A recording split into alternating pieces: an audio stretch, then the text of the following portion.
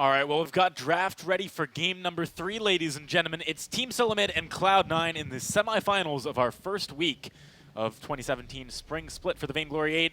Who's going to take home this win and move forward to the finals? We'll have to find out shortly. Now, Cloud9's on A side here. They have a lot of flexibility in how they want to set the tempo of this draft. Yeah, it's been interesting that both of these teams have been okay with letting Lyra or Adagio, one of the two, go through these first couple bans. But Lyra is going to be taken off the board right away. I'd be very surprised if Team Solomid allow Old School to get his hands on that Adagio. Well, it's going to be interesting to see the direction Cloud9 go with this first pick here. They've got a lot of options. I mean, we've seen Glaive being prioritized by teams like Team Secret, but we've also seen things like Lance be prioritized by a lot of teams. And in North America especially, we've also seen a lot of teams put heavy priority on the Ringo. So we could even see that. We've seen Ringo actually banned on the first ban rotation, and there it is, going to be the first pick here for Cloud9. It's just these two teams especially put a lot of emphasis on this. I think also a lot of other teams would have taken Lance there, but Cloud9, it's not necessarily one of their favorites. TSM, I'm wondering where you go here. Maybe even a Glaive makes sense for me. Like, there's a few things we've seen pretty consistently shut down Ringos. Glaives, we've also seen the Alphas do a lot of work, right? Things that dive the backline, Koshka. Yep. Maybe you just pick one here. They're gonna go ahead and grab that Vox. I thought they were going to let it, pan out a little bit and then go ahead and look the counter out. Yeah, I was actually expecting the Glaives to come through there. And then even if Cloud9 bans the Vox away from you, you still have Gwen or Baron, which Best Chuck and A is still very talented on. So I'm a little surprised to see the Vox come out. Yeah. All right, well, Team Solomid, they now have the opportunity to do a second ban, followed by Cloud9's ban, and then TSM gets to pick again. So there's a lot of momentum and tempo on their side of things. They're going to be using some of their bonus time to make sure they utilize that properly. It always feels like this section of the draft is always where teams kind of slow down, start using that bonus time, and you're really thinking about what they want to do. Because this is the crucial part. This is where your team composition really starts to come together. It definitely does. I think both sides would be happy to grab up a Finn. TSM might look to set themselves up here. I feel like the Finn's going to get banned by one of the two. We'll see. I'm thinking that Koshka and Glaive is the Finn ban. So they're going to get a Koshka or a Glaive most likely. Yeah, absolutely. So what about Lance, though? I feel like if you're Cloud9, you leave Lance, Koshka, and Glaive up, and then you kind of, if they pick the Glaive, you pick the Lance. If they pick the Lance, that's the thing. They would have. A lot of teams would have picked Lance on A side first pick if they had wanted it. So do you disagree? I feel like that is the case, but with the way this draft has shaped up, I feel like at this point you can change it up. You don't have to stick to whatever your initial idea was when you first started the draft. Yeah, you leave up Glaive, Koshka, Lance here. You give one of those to TSM and then take the other two, perhaps, because you got to figure they're probably going to grab either the Koshka or the Glaive. I don't think TSM picks up the Lance on their rotation. Did you see Gabe playing much Lance in this? It was mostly Finn that he was getting in this. So that's what made sense with the ban and the focus on that Finn right there. Kroll's going to be the ban out here. I like this because, like Bacon was just saying and like I kind of alluded to earlier, I think letting TSM pick one of those three and then picking the other two really works well. Unless pretty smart. They pick Lance. There's the Glaive, so they can go for the Koshka Lance. I don't know if they're going to because there's... I mean, just Koshka is a win here because Koshka has been beating this Glaive over numerous games on both regions, and then you can do whatever you want in that room position. Yeah, you can pick up something like the Arden, perhaps Catherine. I mean, this is kind of my main question here. Like, if you don't go Lance, what do you go for? Because I think, admittedly, Lance maybe doesn't get the impales on the Vox that frequently with Sonic Zoom, but he's probably one of the best at dealing with the Glaive diving on the backline with Githian wall. Yeah, I would almost rather see, like, if they were only going to take one of the Lance or Koshka, I would almost rather see the Lance come through. But I would really love to see them pick up both. I agree with the both. Taka, I mean, I guess this is a similar option to Koshka, but I love Joseph. Way less crowd control. That's kind of the big difference, and I'm not sure I like the lack of... Well, I mean, Bacon, you said it, it's Joseph, right? This is his bread and butter right here. He should be able to avoid some of the CCs coming out of Glaive and whoever else is picked up right here. He's usually able to dodge a lot out. Lance comes through as well. And, if we do see this cooldown Glaive build, Taka's going to run wild through the first half of the game. Yeah, absolutely. And it'll be interesting to see what build Taka goes for, because we see Taka go for the Storm Crown very frequently, sometimes with the Aftershock, sometimes a Tension Bow. Yeah. I feel like it's going to be the Aftershock because of the Ringo. Yeah. If Team Solamid pick up Arden here, who do you think wins the draft? I think Team Solamid with an Arden pickup would win the draft here. It would be very close, but I would... Oh, that is not an Arden. What's going on anymore? I'm done. So that's Von cutest C's Arden pedal. I've ever seen. So that's going to be Von C's pedal, I would have to assume. So Flash is on the glaive. Most likely. I mean, we have seen a Captain Vox. I give TSM the draft win. That was in. And that's in Challengers. the game. I don't know if that really counts. That was first round of Challengers. I don't know if it counts. That's how you surprise people, though. You pick it up early on, and they're like, "Nah, it's not real." Then it is real. It's not real. It is not real. I would have to assume it's going to be the Captain Glaive. See what I have to deal with, chat? I'm hanging out here. We're just trying to decide what's real. What's real is How can our eyes be real? our predictions. Mirrors are real. It's so tough. Cloud9. The Taka, I think, is going to just really... TSM. Okay, I was gonna say you don't get to ask me. That's not how this Well, I works. did the host thing for a second there. TSM Cloud9. Cloud9. And you were starting to explain why you think Cloud9. I just Indecisive? think I Love Joseph on the Taka is going to be able to, even though Petal does generally do well into Taka, I feel like I Love Joseph knows how to deal with it and will be able to just make some crazy plays in the jungle. We saw how aggressive he was trying to be in Game 2. If that aggression comes out again in Game 3, this Taka is going to get very far ahead. I'm guessing people haven't seen much Captain Glaive comboed with a Petal as an early game combination. That's pretty strong in the early game. We've only seen like 1 or 2 Petals total. Yeah, I mean, I think they have all the tools that they need. That's what it comes down to. All right, let's see if they can make those tools work for them. This is Game 3 of Team Solamid versus Cloud9 in the semifinals. Let's pass it on over to Jaws and Scoundrel. Oh boy, we're back. Cloud9, TSM, one apiece. My name is Jaws, joined by the lovely, ever lovely Scoundrel. And this is the game to watch, I think, this week. Joseph, he's got the Taka Scoundrel. Oh, yeah. I mean, this is his signature hero. On this Taka, he's built a reputation. This is how he became known as that super aggressive jungler. Going up against Von C's Petal, though, it's kind of like Von C's known hero. You know, Von C has always been an incredibly gifted Petal player. People have known him for that as well. And we're actually going to see FlashX bringing out the Roam Glaive here, something that has been talked about how its utility can actually work, you know, significantly well in a team fight. A lot of peel potential with the Glaive Afterburn, remember, kind of just build a lot of cooldown reduction, get the Afterburn off cooldown as quickly as possible. And here we go, already starting up here with Gabe Vizzle and Von C. Pretty big. Joseph jumps into a little rice box, but is not going to be able to do too much damage. FlashX is just going to Afterburn in. He knocks Joseph against the wall. Best has joined them down near this Elder Treant. Dave Bizzle is doing a lot of work to protect Joseph here, and they will just be able to back off and already early aggression. And can you really blame Joseph for that? Well, no, I mean, like, he wanted to put some pressure down, but unfortunately with the way that the lane was positioned, there was no way they were going to get away with it because Best could make a very easy rotation down. And now, actually, there's a lot of pressure. FlashX still doing a decent amount of damage in the early game with that Afterburn. And Von C, it's very difficult for Attacker to be a nuisance to a Petal because of the Munions. The Munions do make it kind of hard. Although Gabe Vizzle and people say that Lance classically is a decent counter to the Petal, it's still, you know, fairly difficult early on with no weapon power behind you to deal with those Munions effectively. So I think it's going to be fairly easy for Von C to feel pretty safe in this early game. And that's probably one of the main things here. Von C is going to want to try and feel as safe as possible against the aggression that Taka can pull out. And I think as this game progresses, the sights are going to firmly move away from Von C for I Love Joseph, and he's going to become a real bane for Best Yeah, most definitely. And Best He's going to kind of have the carry boots on, already playing fairly aggressive against Old School, but Gabe Bizzle has been able to kind of deter him a little bit. Now, tell me one thing. That skin from I Love Joseph, doesn't the katanas look like lightsabers, right?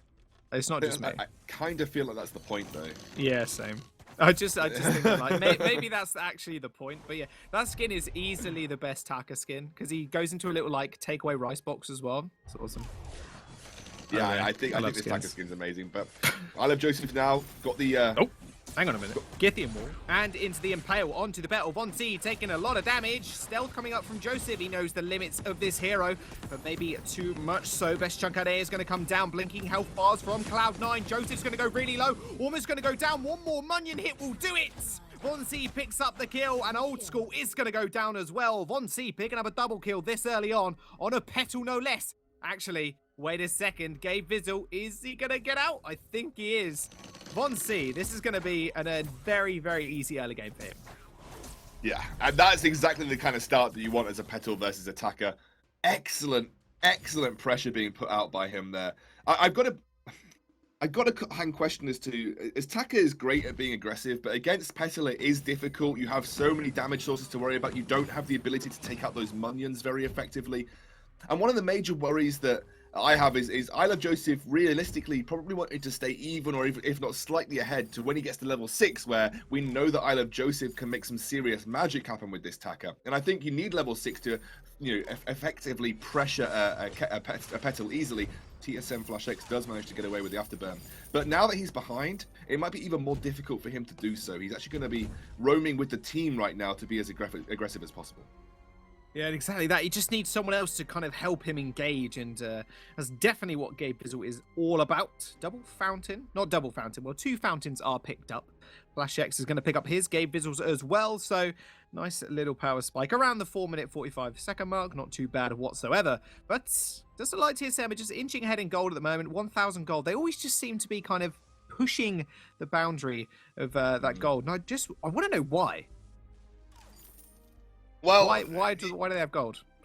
Why do they have gold? You're asking me why TSM have gold. Out farming them. It might be because they've got 2 kills. It might be because they farm well. Yeah. It might be because this is happening. Well, Old School's jumping in. Well, not jumping in. He's getting jumped on, and that will be another kill going over. Best Chuck and A is going to pick up that one. I love Joseph not being able to do much. Gabe Vizzle as well, taking a lot of damage. He's going to have to back off there. Sorry, should we clip that one? I'm going to remember that forever, Jaws. Yeah. Why did TSM have gold? Oh, boy. Well, you know, they got some kills, Jaws. I think some farming. I think the more accurate question would have been, why have they got such a gold lead already, despite the 2 kills? Oh, boy, Joseph. Oh, God, he's dead.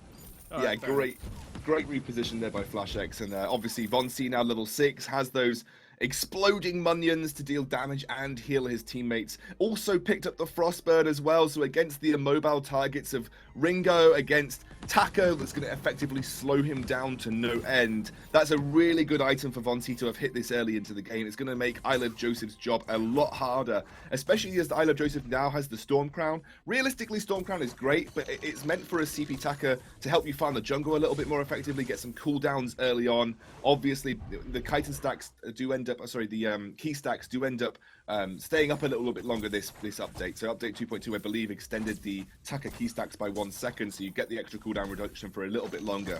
But realistically, I don't think we're going to see I Love Joseph pop off entirely until he picks up his next CP item. And I don't know whether he's going to want to build an Aftershock. Usually you do want to build Aftershocks. Usually you go kind of an on-hit build with this Storm Crown, but I think against a Petal and I think against a Vox, maybe going straight up down a more burst-orientated build path would be fairly effective. You know, building a Shatterglass, for instance, might be more effective here because you might want the straight-up burst. I think you're potentially missing the Aftershock, I guess, power spike, Jaws. Yeah, we'll see if he can make up for that one. And now a question: is it up or down? Did they go up, down? I have to get you back for something. Come on. Von C is going to get jumped on. Hellfire Brew coming out. Just lands straight on the pedal. Comment. No comment. Oh, cheers. All right, no worries. Leave me high and dry. TSM. I'm going to be aggressed on a little bit here. Cloud9. So aggressive, but yet again, they are behind. Yeah, I mean, again, that's just, been the fact that because TSM pulled off that really nice early tower dive. Obviously, they've been farming. Von C's now got 38 farms, so still a little bit ahead of I Love Joseph. Actually, Old School slightly ahead of Best Chuck and A, but not by much. So most of the kills, most of the gold coming through the kills that they've accrued here. They haven't got any global objectives to note just yet. The gold mine has stacked up nearly to full capacity. We are still waiting for that first turret to go down. And the first turret for C9 is actually very, very healthy right now. So all of that gold mainly coming through the early kills that TSM have managed to get for themselves. And I think potentially from some over-aggression from especially I Love Joseph early on, kind of punished C9. It's kind of delayed Taka's potential build. He is going to go towards the Aftershock build. So picking up the chronograph there is going to go towards the Aftershock. It's still very, very decent, still a great item, but I don't know whether strictly a burst orientated build might have been better because you've got 2 squishy targets. Just my personal opinion. Yeah, we'll have to wait and see if it does actually play into effect, because, yeah, he is a little bit behind at the moment. You can see TSM just invading the jungle again. Joseph, you're going to have to be careful. Does end up backing off, no problem. And TSM, I think they've got kind of free reign over this gold mine now. Just like they want to start it up, they're kind of positioning around it. And like you said, it is more than full, so that'll be 300 each. And Cloud9, they just can't really aggress on this at all. And it's just going to get taken up here by TSM, just extending their lead. Yeah, and also with the Munions, with how far ahead Von C is, he's got the Piercing Shard, he's got the Heavy Prism on top of the Frostburn. You know, that gets shredded very quickly. It's almost like having a weapon power Jewel on board, you know, just absolutely rips through that global objective. I think you're going to be waiting to play around power spikes right now. For I Love Joseph is going to want to get to that Aftershock. Maybe he can then look to fight after that. He's got an infusion, by the way, Jaws. Your favorite time for infusions has been hit, that 9-minute mark. So he's maybe going to be looking to proc that, finish the Aftershock, I guess, and then use that in a fight and maybe try and gripe back some of this disadvantage that they've had. Yeah, just try and detonate Best Chuck in the back line, I think, is going to be his port of call, but we'll have to wait and see. Tyrant's Monocle and Breaking Point, obviously, on Best Chuck right now. He's making his way there to the double Monocle build. Yeah. TSM, they're waiting for it. They know that C9 have been also aggressive. Flash X coming in. Gabriels was going to have to back off, and Old School's just had a bit of a rough time in this lane. Yeah, Old School's definitely not struggled in terms of farm, but has definitely been on the receiving end of a lot of this. Late reflex block. Yeah, late reflex block is going to result in his death. Von C picking up another kill. Joseph's going to jump in, though, but against 3 members. He did pop the infusion, however, it's scoundrel, so he got a little bit extra damage, but TSM, they're just playing so aggro, and Cloud9 just cannot seem to deal with it. Von C, that damage is just not even fair, is it? Retsu does jump in, however, he's going to be able to pick up the kill. I didn't think he was going to get that one. Retsu doing so much work there, and Joseph is going to be able to stealth away in that little rice box. Will he be able to go for a Flash X? No, he will not. Does trade up a kill and dissuade TSM as well. Yeah, he knows his limits. He's not going to push too far. Picking up 1, even though the minions did the killing blow for him, picking up 1 is more than enough for Cloud9. Gets a little bit of recuperation gold here, limits that gold flow, and also saves the turret. More importantly, saving that turret was the key objective there, because taking out Best Chuck meant they didn't have insane tower pushing potential, even though Von C obviously very, very good at taking the neutral objectives. But you're right, Von C's damage, he's got the double power spike now, he's got the big item spike of the Broken Myth.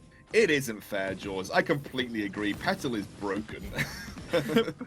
Too broken. And again, there's just so many heroes right now that just seem ban-worthy. We've seen obviously a lot of Lyra bans, Adagio bans, and is Petal one of those bans that we have to kind of consider as well? I don't know. There are ways to counter Petal. I often ban Petal in solo queue because I absolutely hate her and I'm really bad at playing against her, but a lot of people do think there are ways to play against Petal. But a lot of people say that Lance is pretty decent into her, especially if you can land any form of hard CC. Petal is a very squishy hero. So, you know, had I Love Joseph been a little bit more burst orientated, that actually makes Petal an easier target for him, because if he can get a huge burst with the Retsu and Kaiten and then follow that up maybe with a Hellfire Brew from Old School, you know, that's pretty solid. I actually wouldn't have minded us. I know Tasty Bacon will hate me for this. I actually wouldn't have minded a CP Ringo here against double squishy. I genuinely think a CP Ringo and then a weapon power attacker with that tension bow on hit instead could have been really good. It means landing that your burst is a little bit more easily accessible. Even if you have one of it reflex block, it's a huge amount of damage to put through with the Hellfire Brew. So I wouldn't have minded the CP Ringo instead, and then had I Love Joseph going down the weapon power tension bow on hit build potentially. Again, you know, ifs and buts at the moment that, you know, C9 have got to make use of what they've got. And Old School now working towards his Tyrant's Monocle. Once he hits that, he will have a decent amount of burst damage coming through. Yeah, and we'll see if he can make use of that. Just hitting those key item spikes is going to be the catalyst for them, I think, to engage TSM. The gold miner was started, by the way, but it did look like Cloud9 just wanted none of it as soon as TSM kind of showed up. However, now making one of their first 3-man pushes into TSM's jungle, does decide to just go towards the mustache bush and just back off. I mean, can they really fight? Beautiful Githium wall by Gabe Bizzle there. Wow, 3-man almost. Oh, old school. He is, wow. Woo. Oh, maybe not. Oh, see you later. No, Flash X is going to get jumped on though. That's a really nice re-engage here. Old School, look at him. He's just getting free damage in the backline. Vonti's going to go down. Old School's going to be able to pick up the kill. Flash X still really, really low. Best Chukane is not going to be able to do anything, but they still managed to clean up Old School. How Best Chukane got that, I've got no clue. Resonance, I think, managed to secure that kill for him. But 1-for-1 trade. TSM and Cloud9, they can't really do anything off the back of this, it seems. Oh, I really like the idea behind what C9 tried to do there. You know, they basically tried to rush Von C. One of the best ways to deal with a petal is just straight up burst her with instantaneous gap closing, which you saw I Love Joseph do. He got a 3-man Titan, I think. It was really good damage, but if you focus the petal and you leave the Vox, I think he got a huge amount of breaking point stacks there, George. So then he was just starting to rip through people. Actually, the only reason that I Love Joseph survived, we've got another fight though. Oh boy, Flash X is going to get jumped on, try to steal the gold miner, might pay for it with his life. However, Joseph's going to have to be careful. That resonance bounce might just kill him. He survives with an inch of HP what? again. How did that not kill him? Old School is going to come through. He's going to pop the reflex box just for the shield. Doesn't manage to get out alive. How did Joseph not die? Well, I'll tell you how they all didn't die. Gabe Bizzle with a great Githu wall to knock a Munyon away right at the end meant that they were able to escape with a sliver of HP. I Love Joseph. Resonance bounces don't do a huge amount of damage in the weapon power form, even though you max it, obviously, even though you overdrive it. They don't do, like, rip roaring damage like the CP Vox build does. So, you know, somehow right at the end there, the final resonance bounce wasn't quite enough to finish I Love Joseph off. Great Kaku, by the way, actually dodged the silence damage coming out from Wait For It as well. So it's just basically Joseph with his happy feet on, then kind of dodging as much as he could. Really close affair between these two teams. C9 actually have brought this gold differential back to just over 1,000. They've done a really good job of catching up here, but you've got to say TSM looking scary in these team fights.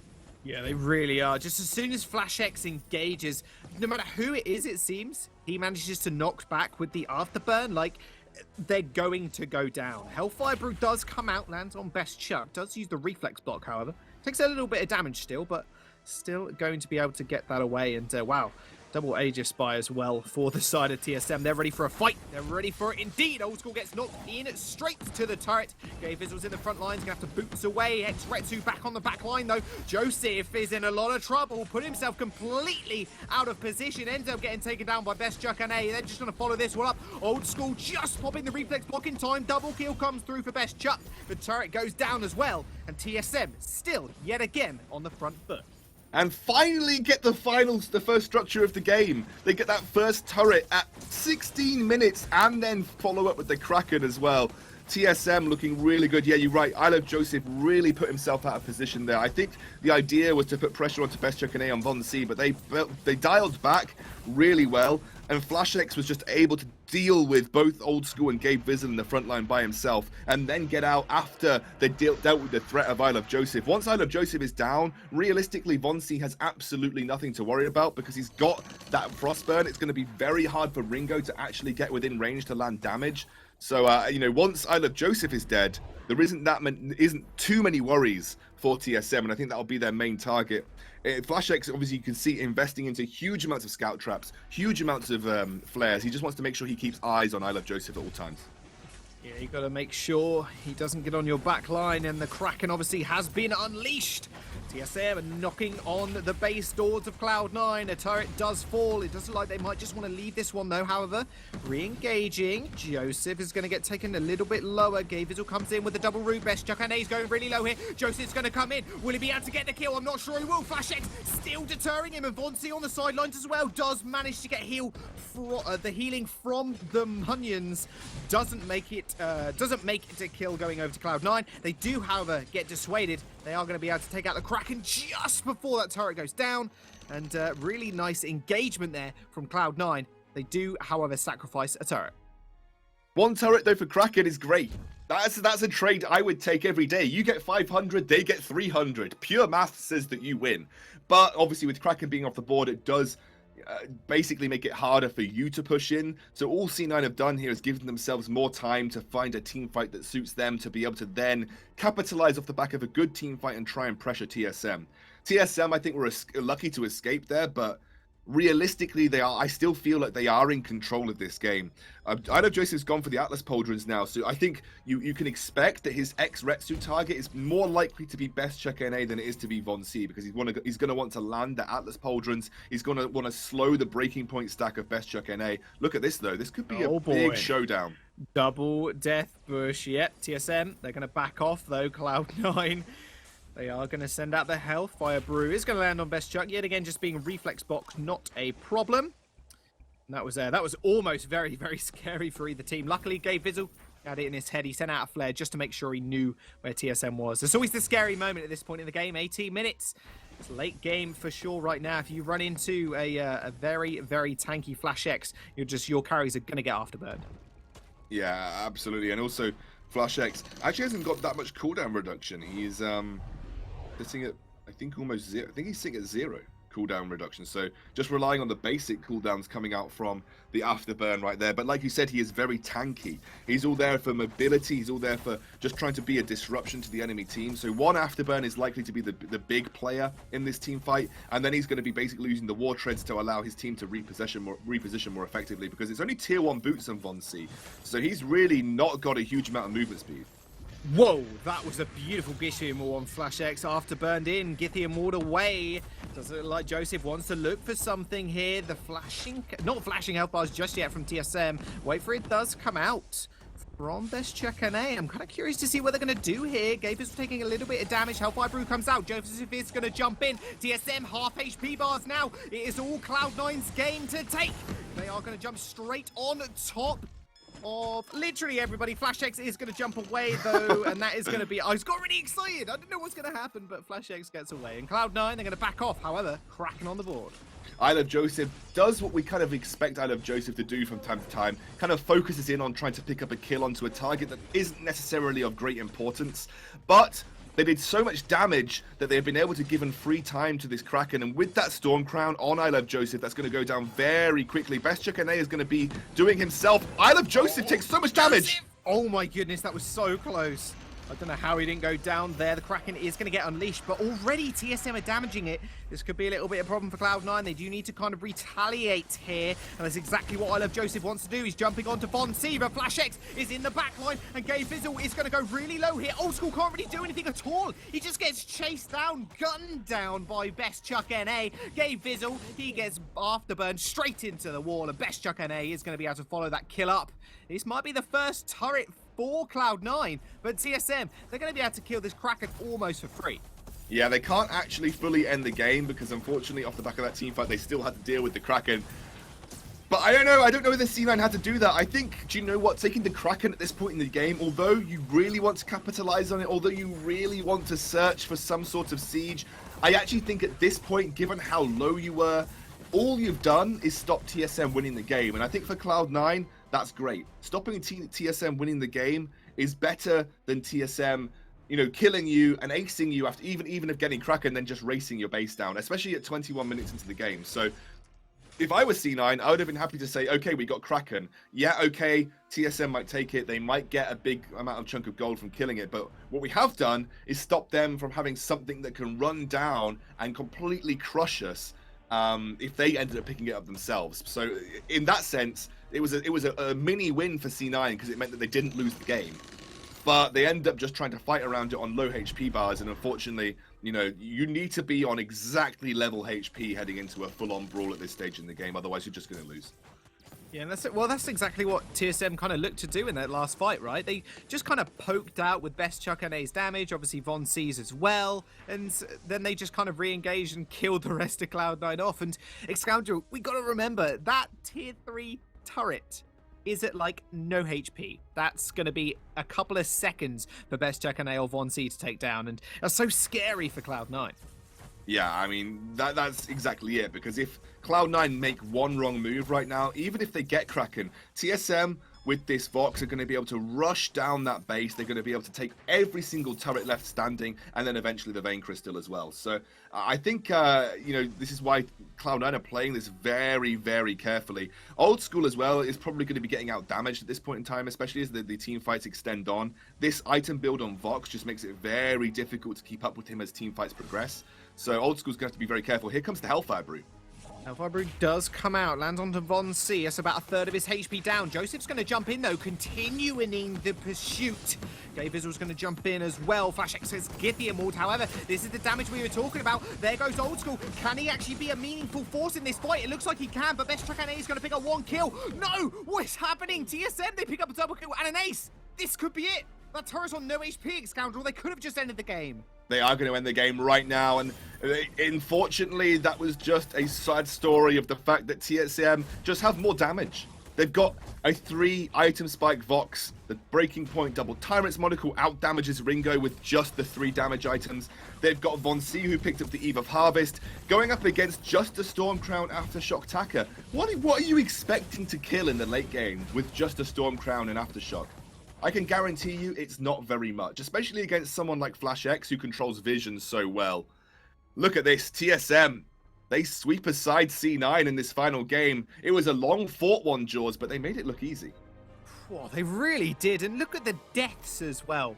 1 for Best Chuck NA, 0 for Flash X. Von C with only 1 as well. Flash X with obviously 12 kill participation, and then C9. Their just numbers are kind of all over the place. I mean, what? Oh my goodness, these 2 Titans, TSM kind of inching ahead right now, but we'll have to wait and see what they can do later on. I mean, TSM, who can beat these guys? I don't know. This has been the question in North America for, a good 4 months now, Jaws. Who can beat TSM? They have looked so good. I tell you what, Phoenix Armada can. We saw that, but in the NA region, not many. Not many at all. And to break down that game a little further, we're going to jump straight over to the analyst desk. Thank you very much, guys. Me and Alexander will see you very soon. AJ, take it away. All right, what a hard-fought series. We knew TSM versus Cloud9 was going to be good, and it really did deliver. Team Solo Mid taking it home in the end, though. The draft...